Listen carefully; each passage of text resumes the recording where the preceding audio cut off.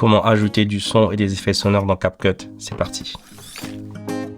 De retour sur notre timeline avec deux plans qu'on connaît bien maintenant.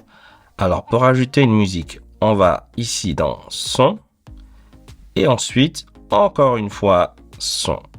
Donc là, par défaut, on a accès à une bibliothèque de musique propre à TikTok avec des sons rangés par catégorie.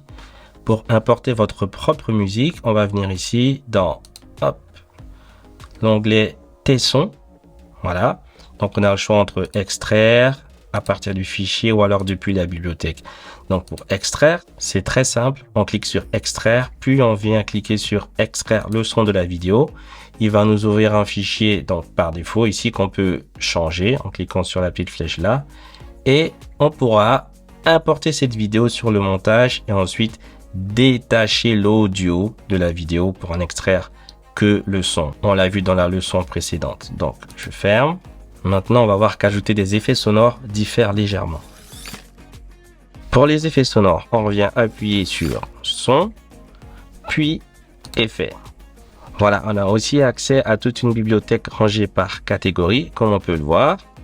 Et le traitement est le même, c'est-à-dire que je clique ici pour ajouter un son à mes favoris, ou le retirer par la même occasion.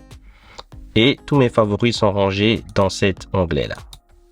Donc là, j'y étais. Là, on est dans Performance, Lauf, Fight. Voilà, donc je vais ajouter Gunshot.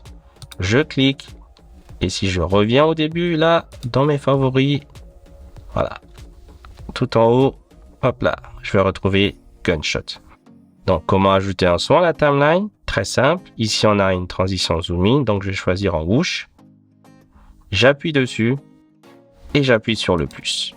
Voilà, il vient se positionner là, à l'endroit où se trouve ma tête de lecture. Donc, pour les déplacer, c'est très simple.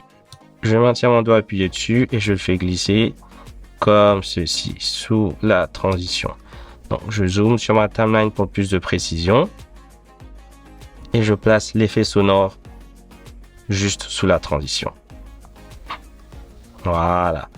On a remarqué que ce whoosh n'est pas très en phase avec l'effet qu'on veut donner. Il est un peu trop discret. Et donc, pour ajouter vos propres effets sonores, on va suivre la même démarche qu'on a vue précédemment. Déjà, je vais cliquer sur cet effet et le supprimer. Ensuite, je vais retourner dans l'onglet son ici. Extraire. Et extraire à partir du fichier. Donc, importer à partir du fichier. Je suis déjà dans ma bibliothèque Epidemic Sound. Je vais aller dans SFX pour SoundFX. Et ici, choisir un whoosh que j'aime bien.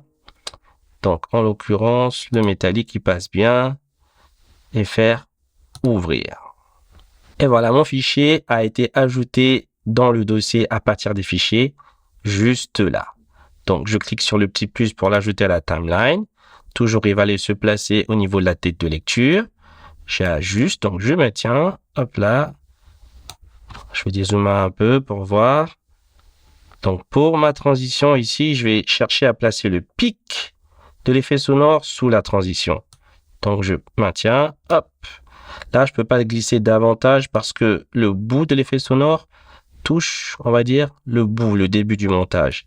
Donc, ce qu'il faut faire, c'est réduire et ensuite sélectionner et faire glisser juste en dessous. Voilà. C'est tout pour cette leçon et on se voit dans la suivante pour parler de titres et de texte.